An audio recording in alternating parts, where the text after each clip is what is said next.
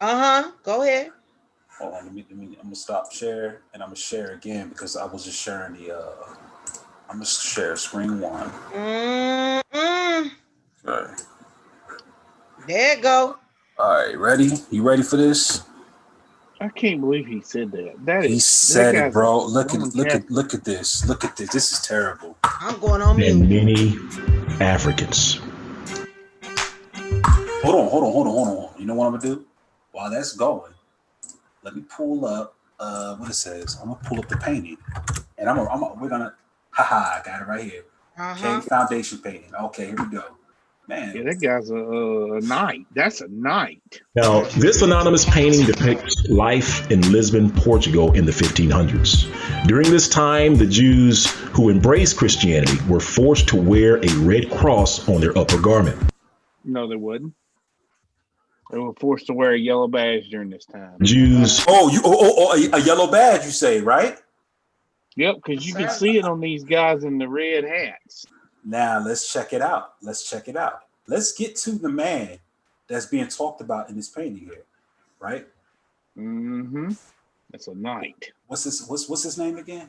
Oh João man, it's whew. de Picasco, Pescasco, something like Yeah, it's that. a big name. He's big. He's a big deal. You right, let's get biblical. You would think they would get tired, but they keep lying through their face. Here's the Every, man right here. yep. That's him, João. Jao De is Sa Portuguese. Is Francisco. Portuguese, so it's Jao Yep. de Sa. Uh-huh. Jao Oh, de Sa this. And Panasco. they called him Poncho. Uh-huh.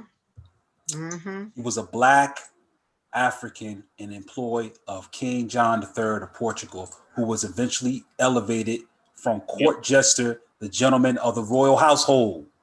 Yep. He was big deal. Mm, mm, mm, mm. Oh.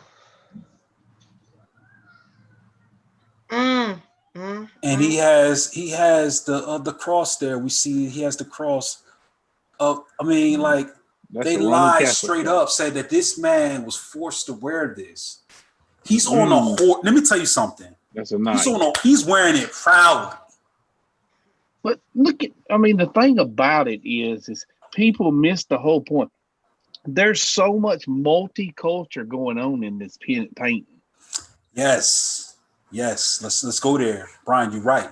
Let's go there. So Mm. let's go back to that painting, and this is the painting here. Now, check this out. This is what's crazy about it. Notice here, it says.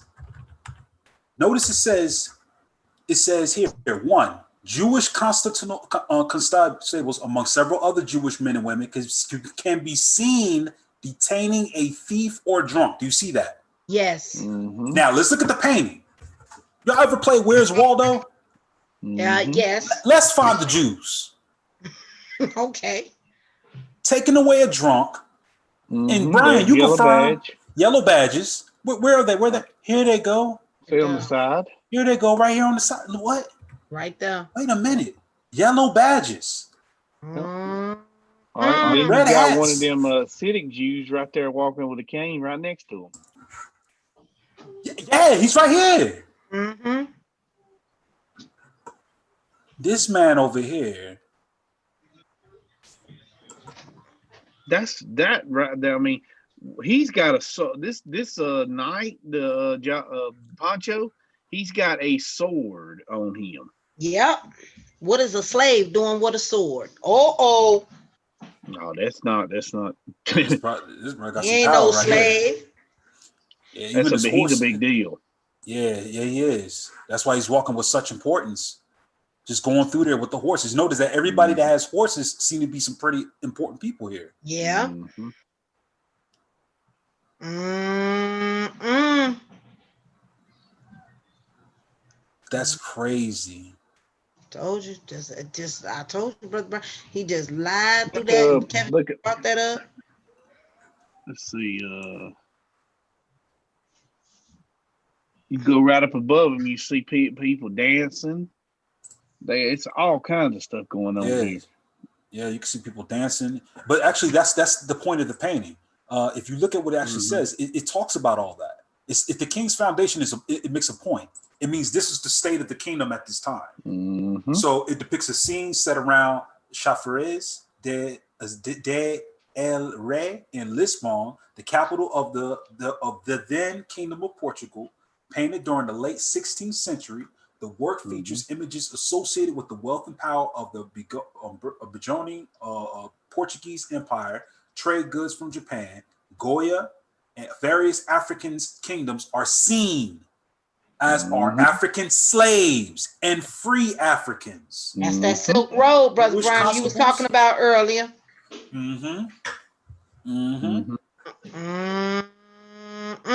Can be seen containing a thief or a drunk.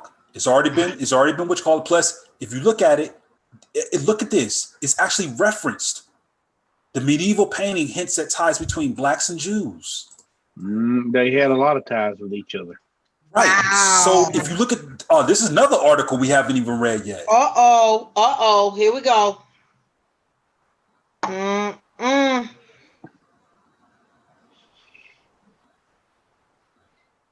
The anonymous 16th century painting who recorded a scene of everyday life at the King's Fountain, Chafariz de El Rey, Lisbon, depicted an impressive range of people and animals. In addition to a swan, a seal, fish, horses, dogs, birds, the artist also includes more than 150 human figures. There's so much going on in this busy scene along Lisbon port that Jonathan Spicer, the James A. Monaghan, curator of Renaissance. Art of Walter Art Museum in Baltimore, can be forgiven for intentionally overlooking the important details. Only after she finished working on the exhibition catalog did Spicer notice how many Jews appear in the work. Wow. Yep. The artist depicts at least a half a dozen Jewish men. The women religious identities are more difficult to discern, including 2 Jewish policemen. What? Hauling away a black man who appears, according to the wall text, to be drunk and sheepish. The latter figure, several other African, explains the painting's appearance in the exhibit. Revealing the African presence in the Renaissance Europe, which is at the Walters through January 21st. It subsequently travels to the Princeton University Art Museum, where it will be shown from February 16th to June 9th. I really unaware of the presence of so many Jews in the painting until I began to blow up details of the photo in preparation for installing the work, says Spicer, who recognized the Jewish figure from research she conducted for a 1996 article, The Star of David and Jewish Culture in Paraguay around 1600. I know of certainly, 1600, which appears in the Journal of Walter Art Gallery. This is the only image I know of certainly painting from this period the purports to show Jews from life. Painting of everyday life were popular in Flanders, but not in Portugal. So the anonymous painter was probably a famished visitor inspired by the urban scene, according to Spicer. The painting is not only unprecedented for the portrayal of so many Jews who have long beards, flat barrettes, and yellow circle affixed, there go them badges, affixed to their clothes. Per Charles, I'm sorry. No, we good. I'm just going to go ahead and show this. There it is right there. There it is right there. Per Charles the fifth rule of fifth. So there's a source here. Uh-oh. We see that who have long beards, flat berets, and yellow circlets affixed to their clothes per Charles V's ruling. Mm-hmm. It was the law. Mm-hmm. Here's something else that's crazy, Cherry. You Mm-hmm. ready for it? Mm-hmm. Look at these references to the yellow badge that Jews had to wear throughout history. Mm-hmm. Now, this is the one that they wore in periods of Nazi Germany. Mm-hmm. Well, look at these illustrations here of Jews. This was from 1277. What? No, it goes back further than that. They used to have a yellow yellow hat in when they lived in Muslim countries. This is from Germany in 15th century. Yep. Mm. Yeah, they wore yellow. They wore yellow badges or either yellow hats. Now, what does that say right there? Jewesses? Yes. This is a picture of a Jew in what time? 16th century. Mm-hmm. Mm-mm. Now, this is the painting that we're looking at from what? 16th century. Mm-hmm. Mm-mm. In the 1500s, but also for its depiction of so many African figures. Jews and blacks lived in the Quartermanius neighborhoods. Right here, Jews and blacks live Where you at? right under the 1500s. Jews and blacks. Jews and blacks was in the Quaternius. Let's see what that means. Having the same boundaries or extent in space, time, or meaning. So that means that they lived in boundary neighborhoods. Meaning, this is where they get the term where we say ghetto. Yep. So they lived in segregated. So in other words, this word right here actually means segregated as well. Mm-mm. Mm-hmm. Neighborhoods at the port which considered less desirable real estate. There you go. Although medieval Jewish law isn't even a minor focus of the exhibit, a comparison can be made between approaches to slavery under Jewish and European law. Jewish law permits several forms of slavery, but as the help me up with that one. Maimonides. There you Seems go. like, yeah. Mm-hmm. Recorded in the Law of Slaves 9:8 in the Mishnah Torah. Okay, so that's the Mishnah. The early wise men had their servants fed before they themselves ate and shared the same menu as their slaves. Jewish masters are even charged with speaking calmly to their slaves and controlling their anger, for they are both children of the same God. Wow. This sounds a lot like the language we read in James, where it says, watch your mouth because men were made in the similitude of God. Mm-hmm. Mm-hmm. Viewers who read go ahead, Brother Brian. No, I'm waiting. Viewers who read the wall texts at the Walter learned that though Africans were sold as slaves to Europe, their children were free. What? That's why many of the African figures in the 16th century paintings are identifiable by their capes as free men. One who may be João de Sá Penasco, who worked his way up from slave and jester to gentleman, is shown riding a horse and wearing the symbol of the Order of St. James. Mm-hmm. That's what Santiago means. Saint James. It's an order of the saint or Saint James. James of the sword, a religious and military order founded in the 12th century. Benayah. When were people forced to be in a religious military order of high ranking? None. That was an honor. That's a big deal. That's like somebody coming to me and forcing me to go to Yale or Harvard. That's a big deal there. He worked his way up to it. He was originally like someone that goes in and makes people laugh. Right. And this is why there was actually a lot of blacks who actually embraced this type of stuff. If you look at Alexander Dumas, right? He was a French writer, right? He's black. But what did he write?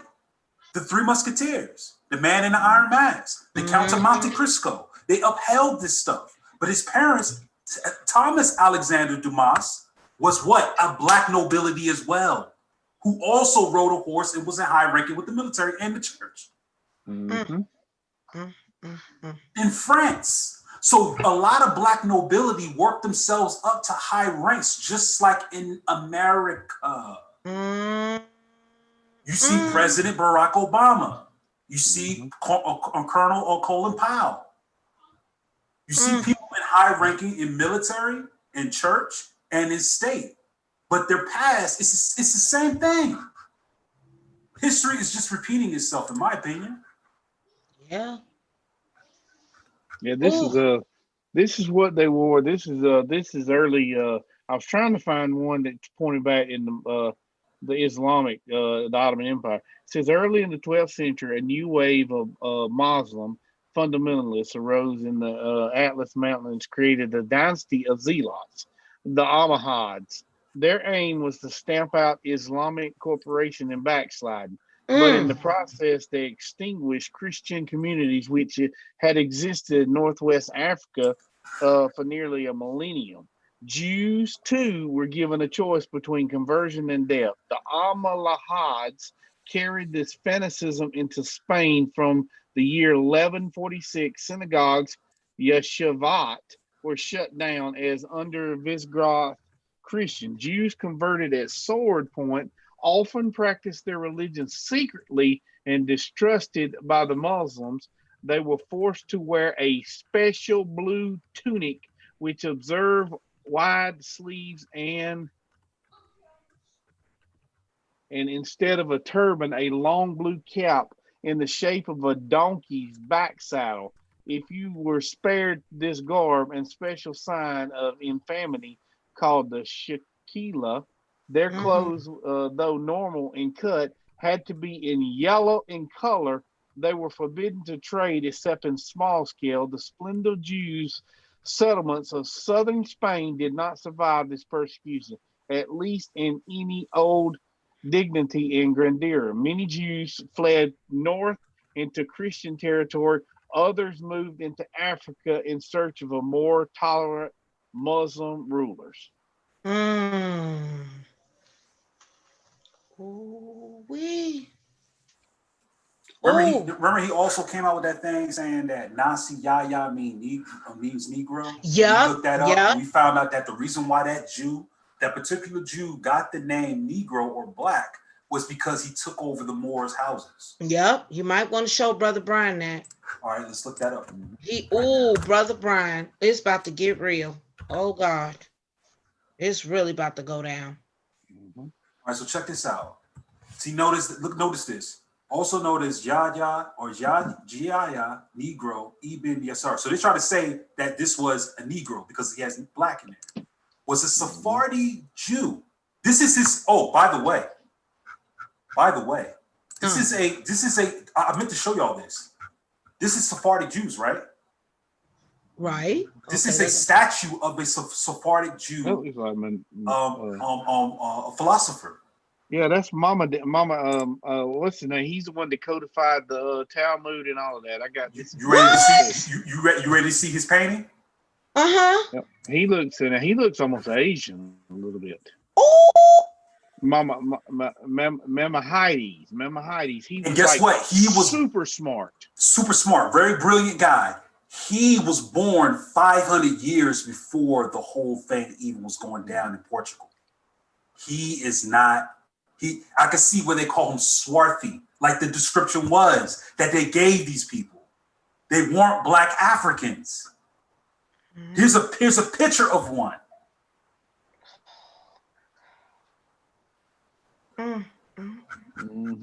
So later defined the Maimonides in the Judaic code. In any case, it is not clear that Jews had the right to carry the death sentence to dispose. Jesus was sent to the Roman prosecution. I was seeing if it said any more. But it's got a lot about